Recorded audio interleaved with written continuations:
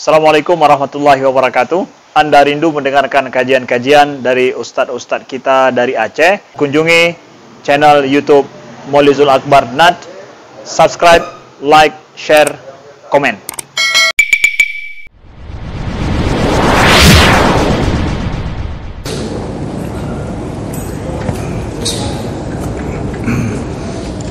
Assalamualaikum warahmatullahi wabarakatuh. Alhamdulillah rabbil alamin. Hamdan katsiran tayyiban mubarakan fihi. Asyhadu an la ilaha illallah wahdahu la syarika lah. Wa asyhadu anna Muhammadan abduhu wa rasuluhul karim. Allahumma shalli wa sallim ala nabiyyina al-Mustafa Muhammadin wa ala alihi wa ashabihi ajma'in. Amma ba'd. Rabbi shrah li sadri wa yassir li amri wa hlul 'uqdatam min lisani yafqahu qawli.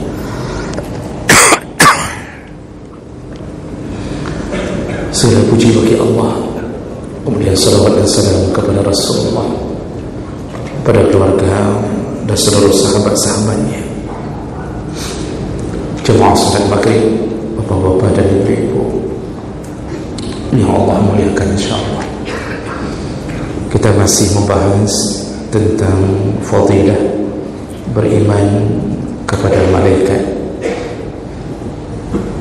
Di pertemuan kita yang lalu kita sudah membahas salah satu fadilah beriman pada malaikat, yaitu menambah rasa syukur kita kepada Allah yang telah mengutus malaikat untuk senantiasa mengajak kita, mendorong kita berbuat baik. Jadi malaikat tidak henti-hentinya, tidak jemu-jemunya mengajak hamba berbuat baik. Seandainya tidak ada bantuan dari bisikan-bisikan malaikat, kemungkinan besar kita akan terjebak ke dalam rayuan syaitan. Kita sudah bahas panjang lebar tentang masalah itu, bagaimana Allah menyuruh dan menugaskan malaikatnya untuk menjaga agar kita senantiasa dalam kebaikan. Dan ini perlu disyukuri. Jadi sebenarnya Allah tidak menginginkan kita untuk masuk ke dalam nerakanya. Baik, kita sambung berikutnya, fadilah yang ke-6.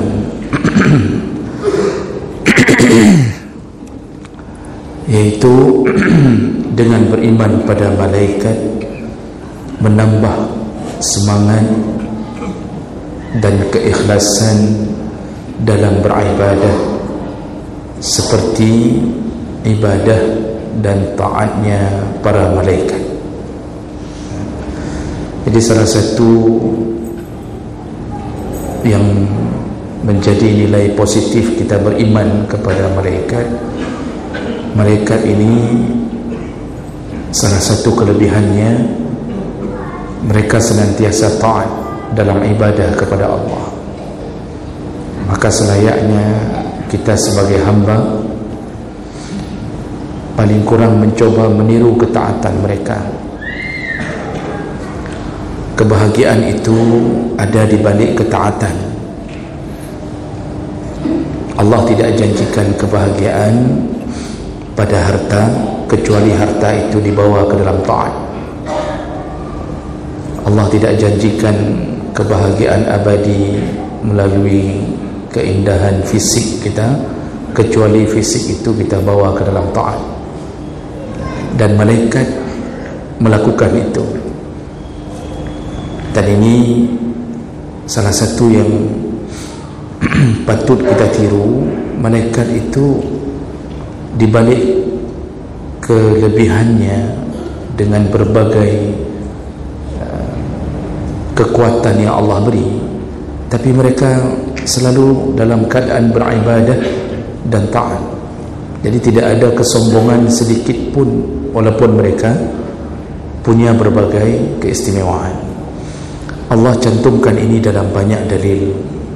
Di antaranya Allah sebutkan dalam surat Anbiya 19 sampai 20, kata Allah, walahu man fis samawati wa man fil ardi walahu man fis samawati wal ardi wa man 'indahu la yastakbiruna 'an ibadatihi wa la yastahsirun. Kata Allah, Allah mempunyai atau memiliki kekuasaan seluas langit dan bumi, dan Allah Subhanahu wa taala juga memiliki para malaikat, yang malaikat itu la yastakbirun, tidak pernah bersikap angkuh sombong, an ibadatihi, tidak pernah menyombongkan diri untuk beribadah di hadapan Allah, wala yastahsirun, dan juga mereka tidak pernah merasa letih, tidak pernah merasa kelelahan dalam beribadah. Lalu Allah sambung di ayat yang ke-20, yusabbihuna al-laila wan-nahar la yaftarun. Malaikat itu selalu bertasbih siang dan malam dan tidak pernah berhenti, tidak pernah berhenti. Jadi ibadah mulut, lisan, ibadah badan mereka lakukan dalam keadaan tawadhu, dalam keadaan merendah diri di hadapan Allah Subhanahu wa taala. Dalam ayat yang lain surat Ghafir ayat 7, Allah katakan alladzina yahmiluna al-'arsya, para malaikat yang membawa arsy, wa man haulahu, dan yang berada di sekeliling arsy, yusabbihuna bihamdi rabbihim wa yu'minuna bih, mereka selalu bertasbih kepada Tuhan mereka dan mereka beriman kepadanya. Jadi kembali Allah ulang-ulang, mereka itu tidak pernah berhenti bertasbih, memuji-muji Allah Subhanahu wa taala. Rasulullah sallallahu alaihi wasallam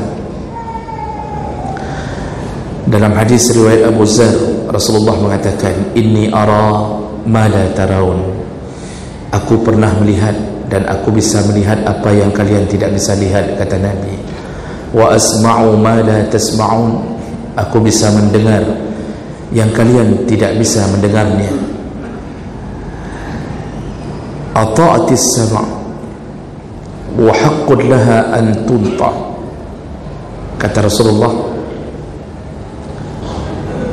seandainya bumi itu dilipat dan layak Allah atau Allah mampu untuk melipatnya, ma fiha mawdi' arba'u asabi' illa wa malakun wadi'un jabhatahu sajidan lillah.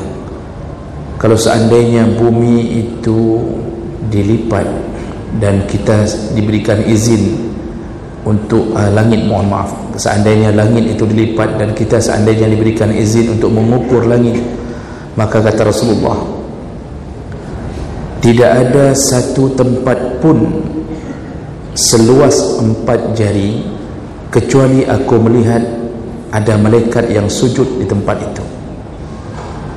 Jadi maksudnya hadis riwayat Tirmizi dengan derajat hasan ini, maksudnya adalah semua penduduk langit, iaitu para malaikat, mereka hari-hari mereka ya hanya menghiasi dirinya dengan sujud, tasbih, beribadah, apapun bentuknya yang disuruh Allah. Sehingga Rasulullah mengatakan tidak ada tempat kosong kecuali ada malaikat yang bersujud. Jadi enggak ada yang enggak bersujud kepada Allah. Dalam ayat-ayat berikutnya Allah Subhanahu wa taala juga mengatakan malaikat tidak pernah bosan untuk beribadah. Fa in istakbaru fallazina 'inda rabbika yusabbihuna lahu bil-laili wan-nahar wa hum la yas'amun. Jadi kata Allah Subhanahu wa taala, jika mereka menyombongkan diri, yaitu maksudnya anak Adam, seandainya menyombongkan diri, ketahuilah bahwa para malaikat yang ada di sisi Allah Subhanahu wa taala senantiasa bertasbih kepadanya siang dan malam dan tidak pernah yas'amun, tidak pernah bosan. Tidak pernah bosan. Jadi jemaah mereka Allah Subhanahu wa taala, banyak sekali ayat-ayat yang menyatakan diulang-ulang oleh Allah tentang kemuliaan para malaikat dalam taat dan ibadah. Jadi ini kelompok malaikat ini memang sejatinya diciptakan dalam keadaan taat. Mereka tidak diberikan tantangan nafsu. Jadi mereka ini taat. Namun walaupun begitu, kita selayaknya malu kepada para malaikat yang Allah beri tugas. Mereka diberi tugas, tidak pernah membantah tugas Allah. Tetapi di balik tugas itu, mereka pun tidak pernah jemu beribadah kepada Allah. Itu yang patut kita renungkan. Kita ini, Allah Subhanahu wa taala telah mendeklarasikan bahawa kita dicipta memang sebenarnya tujuan untuk beribadah dan kembali ke rumah, iaitu rumah nenek moyang kita, iaitu surga Allah Subhanahu wa taala. Allah mengatakan dalam Az-Zariyat, wa ma khalaqtul jinna wal insa illa liya'budun. Aku tidak ciptakan jin dan manusia kecuali benar-benar hanya untuk menyembahku. Seharusnya konsep berfikir kita, apapun yang kita lakoni atau kita kerjakan, tujuannya untuk menyembah. Seharusnya itu. Jadi meniru gaya malaikat. Mereka itu diberi pekerjaan macam-macam.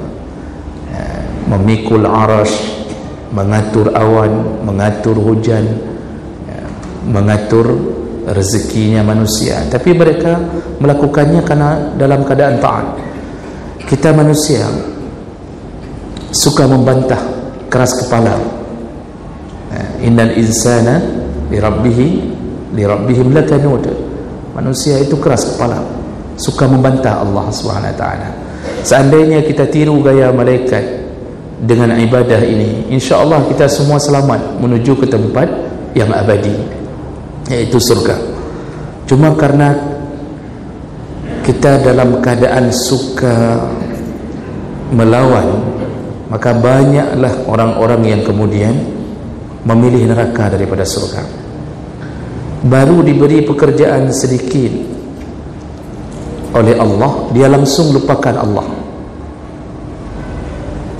Baru hanya wajib kerja dari jam 8 sampai jam 4 sore. Banyak yang mulutnya tidak lagi memuji-muji Allah. Jadi dari jam 8 tu sampai jam 4, ada yang mulutnya kering dari Allah, dari kalimah-kalimah Allah. Jadi jarang kita dapatkan orang yang sedang kerja lalu kemudian ketika sedang kosong, tidak ada pelanggan. Jadi kalau orang yang kerja di kedai, penjaga toko, atau kerja di kantor, sedang tidak ada orang yang wajib dia layani, jarang yang bibirnya bergerak memuji-muji Allah, jarang. Semua mereka sekarang disibukkan dengan HP. Kosong sedikit waktu, yang dia buka adalah HP. Dan yang dia lihat di HP bukan yang dalam bentuk ketaatan. Paling kurang dia melakukan perkara mubah, paling kurang. Tapi banyak yang melakukan perkara-perkara makruh sampai haram. Tontonan-tontonan, bahkan ada yang sudah tidak normal, berjoget-joget di depan HP sendiri, membuat gaya-gaya tertentu, lalu dikirim ke seluruh orang. Manusia jadi bodoh di depan kameranya sendiri. Macam gaya dia lakukan. Hari ini trending, setiap apa yang muncul dianggap itu hal baru, maka diikuti oleh semua orang-orang yang bodoh. Anak-anak muda berkumpul. Sekarang yang lagi trending, kita baca dalam berita, anak-anak muda berkumpul melakukan fashion week, berjalan berlenggak-lenggok di depan zebra cross. Itu pun jadi gaya kita. Di Biren sudah mulai melakukannya. Kan berat bangai. Kan? Di depan zebra cross kita jalan berlenggak-lenggok. Jadi ini murakab. Jadi bangainya bangai murakkab. Yang menyembah Allah tidak ada. Jadi kita disibukkan dengan urusan-urusan seperti itu. Hilang satu, muncul lagi yang baru, ikut lagi. Yang orang hari ini sibuk dengan menyembah Allah tidak ada. Makanya pemimpin sangat menentukan gaya hidup satu komunitas yang dipimpinnya. Dalam Al-Bidayah wan Nihayah disebutkan ketika masa Umar bin Abdul Aziz, khalifah dari Bani Umayyah yang digelar Khulafa' Rashidin yang kelima, yaitu salah satu dari cicitnya Umar bin Khattab yang sangat jujur. Ketika lampu PLN dia matikan kalau ada orang yang datang ingin curhat masalah pribadi. Dia tidak mau pakai lampu negara, jadi dia pakai lilin sendiri. Tapi kalau bicara masalah negara, dia pakai lampu negara. Itu terkenal dengan itu. Nah, disebutkan oleh Ibnu Katsir di zaman beliau memimpin, semua rakyat bangun dari pagi hari, setelah salat subuh mereka bertemu sesama mereka. Pertanyaan yang mereka ajukan, tadi malam ada salat tahajud? Kamu sudah baca Quran? Berapa ayat yang sudah kamu hafal? Anakmu sudah berapa juz? Salat duha jam berapa? Nanti duhur di mana salat? Pertanyaan-pertanyaan itu terus setiap hari di antara masyarakat, kata Ibnu Katsir. Ya. Jadi pertanyaannya seputar agama, seputar salat, ibadah, ada puasa Senin Kamis. Yang ditanya puasa, sedekah sudah, bayar zakat bagaimana? Itu pertanyaan yang bergulir di tengah masyarakat selama dipimpin oleh Umar bin Abdul Aziz. Ya, ini dalam catatan sejarah yang ditulis oleh para ulama. Jadi begitu mulianya kehidupan mereka dalam ibadah. Dalam ibadah, kerja tetap kerja, tetapi taat dalam kerja. Jadi kerjanya dibawa semua ke ibadah. Hari ini dunia menyelimuti pikiran kita, sehingga kita ketika bertemu dengan sesama kita, pertanyaan itu ada tapi jarang kita dengarkan. Maka pertanyaan yang banyak adalah dunia, ya, tentang merek HP, mobil, sekarang ganti mobil apa, sekolah favorit, tapi sekolahnya sekolah yang mendunia. Jadi pertanyaan tentang agama itu hanya dari mulut sesama orang-orang yang saleh yang sedikit. Tapi kebanyakan dunia bicara tentang dunianya. Jadi proyek, Pak merempok proyek. Nah, kemudian nyo kiban, persiapan untuk 2020 put kiban. Apa yang harus kita lakukan? Kita begini, kita begitu. Semua bicara itu. Semua bicara itu. Kita disibukkan dengan hal-hal yang sebenarnya kalau kita sembah Allah, Allah akan buka pintu rezeki. Tapi karena kita tidak menyibukkan dengan ibadah, maka Allah sempitkan rezeki. Akibatnya kita bicara masalah rezeki, kita tidak buka kuncinya, tapi kita bicara masalah unsur-unsur dalam rezeki. Jadi begitu gelisahnya kita ketika Pertalite tidak ada, ya. Kenapa begitu jauh antara Pertalite dengan Pertamax? Itu terus jadi pembicaraan. Baca Quran isinya dunia semua. Baca Quran itu dunia semua isinya. Iklan-iklan dunia semua. Ya. Jarang yang iklan agama dalam koran-koran kita. Kenapa? Kita tidak lagi meniru gaya para malaikat. Dalam hadis ketika Isra Mi'rajnya Nabi sallallahu alaihi wasallam, jadi sengaja Allah mengisrakan Nabi itu tidak langsung dibawa ke hadapan Allah, tapi disinggahkan ke sana, disinggahkan ke sini.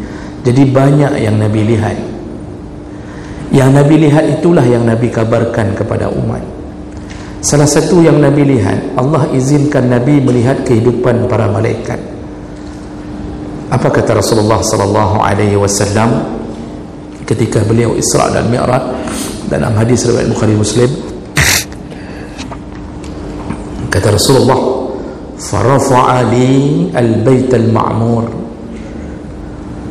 Jadi ketika Isra dan Mi'raj, Nabi mengatakan, aku dinampakkan, diperlihatkan keadaan di Baitul Ma'mur. Fasa'altu Jibril, aku bertanya kepada Jibril ya tentang Baitul Ma'mur. Faqal, Jibril berkata, hazal Baitul Ma'mur yusalli fihi kulla yawm 70,000 malak. Muhammad, ni Baitul Ma'mur ni, Baitul Ma'mur itu masjid milik para malaikat, berkumpulnya para malaikat. Kata Jibril, ini Baitul Ma'mur ini sekali salat setiap hari. Jadi sekali salat dalam setiap hari, maka yang salat di dalamnya adalah 70,000 malak, 70,000 malaikat sekali salat. Jadi Baitul Ma'mur tu memuat 70,000 malaikat sekali salat. Iza kharaju lam ya'udu ilaihi akhar ma alaihim. Yang 70,000 yang pertama, kalau sudah keluar dari masjid ini, tidak akan pernah kembali ke masjid ini lagi, karena masjid ini akan diisi oleh 70,000 malaikat yang lain. Sepanjang zaman 70,000 yang pertama datang untuk salat lalu pergi. Artinya mereka ketika datang waktu ibadah, ibadahnya di tempat yang lain. Yang datang ke Baitul Ma'mur itu 70,000 malaikat yang baru, terus berganti-ganti sepanjang zaman. Begitu gaya hidupnya para malaikat ketika mereka melakukan satu ibadah. Itu baru tempat berkumpul, belum di tempat-tempat sesuai dengan tugas mereka masing-masing. Lalu Nabi mengatakan bahawa di langit itu, beliau sambung hadisnya, di langit itu, jadi dikutip oleh Imam At-Tabari, di seluruh lapisan langit terdapat langit yang di dalamnya tidak tersisa luas sejengkal kecuali di atasnya menjadi tempat kening malaikat dan tempat kakinya berpijak. Jadi dipenuhi dengan sujud oleh para malaikat. Lalu malaikat berkata, wa inna nahnu las-saffun wa inna la nahnu al-musabbihun. Kamilah orang-orang yang selalu terpilih dalam ibadah, wa inna nahnu al-musabbihun, dan kamilah orang-orang yang selalu bertasbih, dan kamilah makhluk yang selalu bertasbih, kata malaikat. Jadi mereka sendiri mengatakan tentang dirinya, mereka tidak pernah berhenti daripada bersujud dan bertasbih. Ibnu Katsir menambahkan, Baitul Ma'mur itu adalah tempat para malaikat, dan itu sejajar dengan Ka'bah posisinya. Dalam banyak riwayat tafsir, Baitul Ma'mur itu sejajar dengan posisi Ka'bah. Disitulah letaknya Baitul Ma'mur. Dan Nabi Ibrahim alaihissalam itu selalu menyandarkan badannya, sering menyandarkan badannya pada Baitul Ma'mur, karena dia telah membangun Ka'bah di bumi. Jadi dulu Nabi Ibrahim badannya disandarkan untuk membangun Ka'bah. Dia ketika beliau sudah wafat, beliau juga menyandarkan tubuhnya di Baitul Ma'mur, karena di bawah sana di bumi beliaulah yang membangun Kaabah. Ini disebutkan dalam tafsir Ibnu Katsir dan juga disetujui dalam tafsir At-Tabari yang menyebutkan bahawa Baitul Ma'mur itu sejajar dengan Kaabah dan posisi itu disetujui tanpa khilaf. Nah, Bapak Ibu yang Allah muliakan, dalam unsur ketaatan ini kita selayaknya mengambil qudwah, mengambil sebuah teladan bahawa kita pun kalau bisa hidup dalam keadaan paling kurang miriplah sedikit. Jadi jangan banyak hidup dunia daripada akhiratnya. Allah Subhanahu wa ta'ala juga sebenarnya menyuruh kita untuk melakukan tasbih siang dan malam. Malam Allah suruh bangun, siang waktu subuh Allah wajibkan, lalu Allah tambah lagi bagi mereka yang paket subuh tutup dengan salat isyraq, lalu kemudian di waktu anak unta sudah kepanasan sekitaran jam 9, jam 10 disuruh sambung dengan salat duha. Baru selesai salat duha, 2 jam berikutnya sudah masuk salat duhur, lalu istirahat sebentar, lakukan qailulah atau sebelum duhur juga boleh. Tidak lama kemudian masuk salat asar, lalu kemudian terus seorang diajak berdoa di waktu istijabah, masuk maghrib, dari maghrib isya, suruh tidur sebentar, berulang lagi hal yang sama. Setelah salat isya, bagi yang yakin tidak mampu bangun maka salatlah witir. Tapi yang yakin mampu bangun di tengah malam, tutuplah tahajud dengan witir. Jadi kita ini sebenarnya suruhannya sama. Cuma seperti cerita tadi, kita ini banyak membangkang. Seandainya kita bisa meniru sedikit gaya malaikat dalam ibadah, insya-Allah semua kita selamat.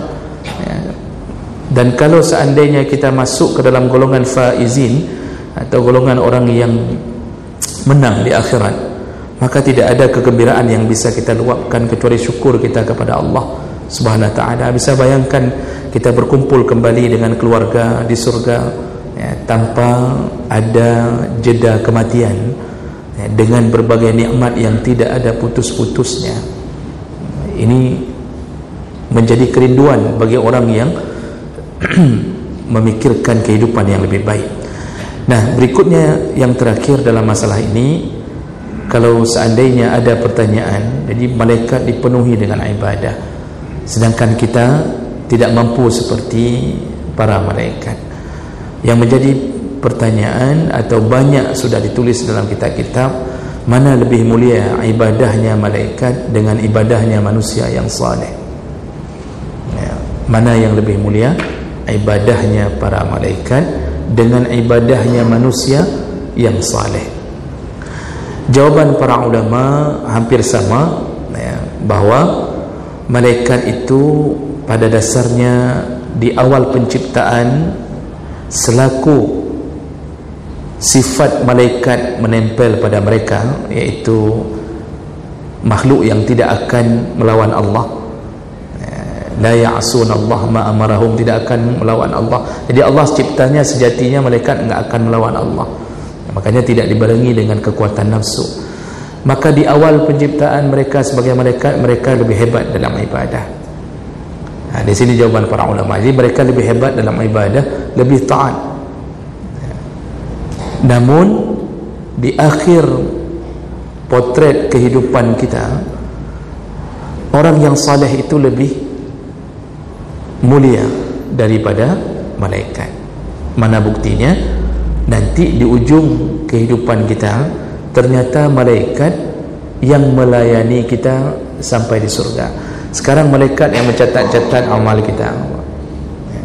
Nanti begitu kita masuk surga, malaikat memberi ucapan selamat, selamat kepada orang-orang yang mukmin. Jadi malaikat menyanjung, memuliakan kita. Lalu kita masuk surga, dihantar oleh malaikat. Dalam surga yang menjadi dayang-dayang juga para malaikat. Jadi malaikatnya hidup begitu-begitu saja prosesnya. Tapi kita melambung tinggi dari kelelahan dunia yang penuh dengan kesulitan hidup, melambung tinggi masuk ke dalam surga, menjadi raja dalam surga, dilayani. Nah, di situ ujungnya ibadah kita itu lebih hebat daripada malaikat. Begitu keterangan para ulama. Kenapa kita lebih dimuliakan di ujung, di akhir setelah kita berjuang? Karena kita dititipkan tantangan. Jadi kita diberikan dua tantangan besar, internal dan eksternal. Internal adalah nafsu, eksternal adalah syaitan. Ketika seseorang mampu mengalahkan dua perkara itu, maka dia telah melebihi kemuliaan para malaikat. Jadi kalau ada orang-orang yang terlahir dalam keadaan kurang pintar dibandingkan dengan orang yang terlahir dengan gen pintar, tapi ketika di ujung, di awal kita memang melihat dari kelas 1 SD, kelas 2, yang pintar ini selalu kita puji-puji, yang tidak pintar kan selalu kita rendah-rendahkan. Bahkan kalau abang lebih bodoh daripada adik, maka kita berikan contoh, bang, coba lihat adik kayak mana belajarnya, matematikanya, Masya Allah, kamu sampai hari ini nggak bisa apa-apa. Terus, jadi si abang ranking 40, adik ranking 1, itu terus kita bandingkan ya. Atau kebalikannya lah, kita bandingkan. Ujung hayat, setelah umur 35 tahun, ternyata si abang menjadi orang yang lebih mulia, lebih sukses dibanding adik yang pintar. Jadi gaya orang pintar itu kan biasanya monoton, Pak. Pintar, ranking 1, SMP ranking 1, SMA ranking 1. Nanti kuliah IPK 4, sekali-sekali 4,2 ya. Nanti ujung-ujungnya apa? Nunggu kapan dibuka PNS kan? Nunggu kapan dibuka PNS. Lulus PNS, alhamdulillah jadi guru. Gurunya guru SD lagi, ngajar anak-anak. Nanti ada sekali-sekali dipindahkan naik ke SMP. Paling hebat jadi kepala sekolah. Kalau kepala dinas susah, karena harus punya modal juga kalau menjadi kepala dinas ya. Jadi begitu, paling begitu tuh, hidupnya begitu. Itu orang pintar. Si abang yang dulu kita bengak-bengakkan, kamu bengak, kamu begini, ternyata dengan kekuatan dia, dengan otak yang berbeda, dia punya kreativitas yang lebih tinggi. Dia buka toko ya, kemudian dia jualan, penghasilannya 10 kali lipat dibandingkan adiknya. Yang bangun rumah mamaknya dan bapaknya ternyata si abang. Dia belajar melawan tantangan kebodohannya sendiri. Itu contoh. Maka ujungnya kita lebih mulia. Kita mengatakan, baru kita cerita sama orang, lu pikir Roji si abangnya hanya kebun. Kata kita kan sering itu bahasa kita apa? Saya pikir dulu dia nggak jadi buat. Saya pikir dia dulu nggak jadi orang. Kata kita. Ini bodohnya minta ampun, rapornya coba lihat begini-begini. Tapi alhamdulillah ujungnya dia pula. Si adik gaji 2,5 juta, itu potong BPJS 300.000 per bulan. Belum lagi nanti uang ini, uang itu, Pak. Macam model, Pak. Ujungnya hidup begitu-begitu saja. Itulah kira-kira kiasan orang yang hari ini ibadah, Pak. Orang hari ini ibadah, kan kita malas-malas juga kita ibadah, Pak. Jadi kalau ada yang mengatakan dong alhamdulillah jemaat taat, saya alhamdulillah rajin kali saya ibadah, alhamdulillah, itu tidak benar juga. Kenapa? Kita ini diruntuhkan oleh syaitan dan nafsu. Salat itu saja berat. Wa innaha lakabiratun illa 'alal khashi'in. Salat itu berat kecuali yang Allah titipkan rasa khusyuk. Maka kita berjuang. Ini ada yang sudah pulang maghrib, mau balik isya saja mikir-mikir, Pak. Balik tidak, balik tidak, balik tidak, balik tidak, tidak balik, kata dia. Berarti tidak balik ujungnya. Salat di rumah, yang 27 derajat hilang menjadi 1 derajat di rumah, tidak mau balik. Itu tantangan. Tapi begitu kita gerakkan kaki, kita wuduk, lalu keluar di tengah subuh ya, dalam kegelapan malam, malaikat memuji-muji. Jadi kita ini lebih hebat dari malaikat kalau kita istiqamah sampai ke ujung. Kalau istiqamah sampai ke ujung, insya-Allah kita lebih hebat. Jadi malaikat itu yang disibukkan oleh Allah untuk menjadi pelayan kita. Saya sudah pernah kabarkan dalam satu hadis yang panjang, kita itu di surga, kerja kita itu cuma duduk-duduk.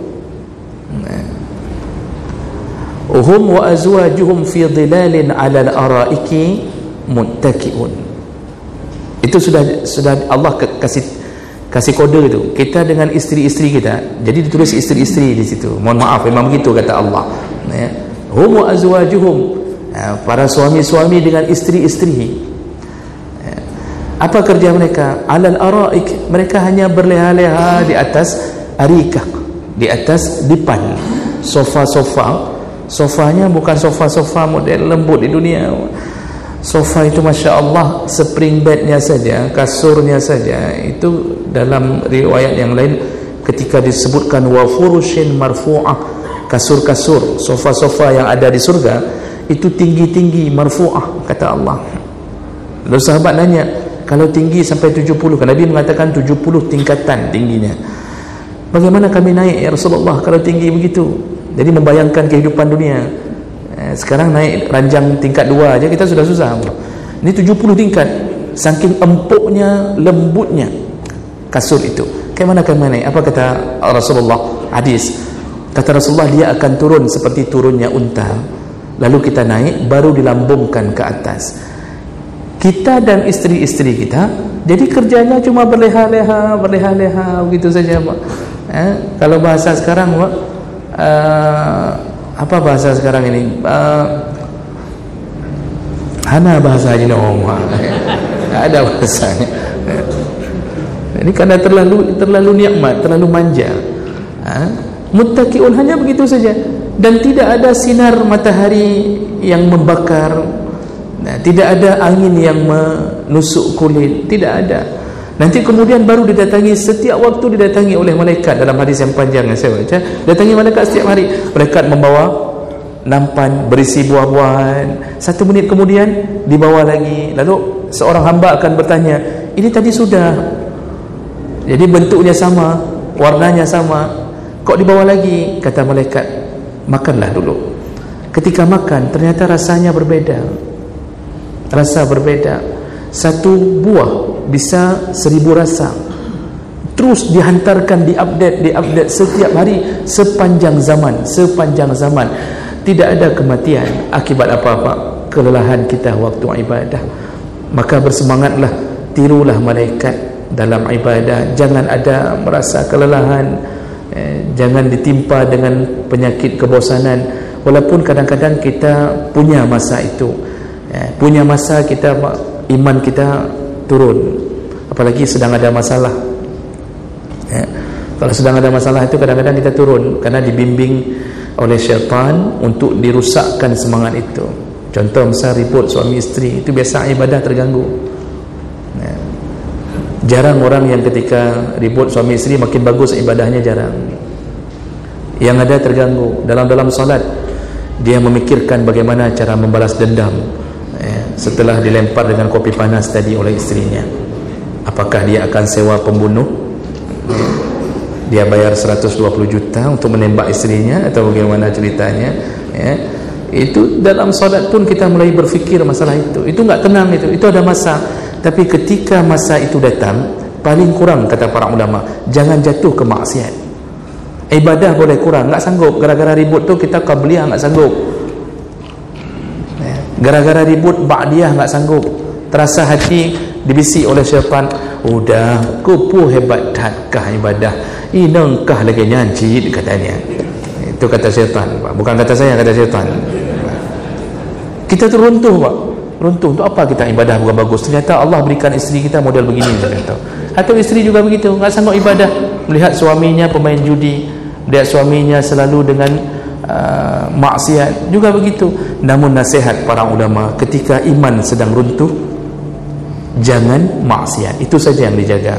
Ibadah boleh hilang sedikit-sedikit, jangan tinggalkan yang wajib tentunya, tapi jangan maksiat.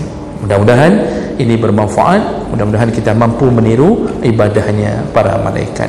Baik, kita tutup dengan kafarah majlis. Subhanakallahumma bihamdik, asyhadu an la ilaha illa anta, astaghfiruka wa atubu ilaik. Wassalamualaikum warahmatullahi wabarakatuh.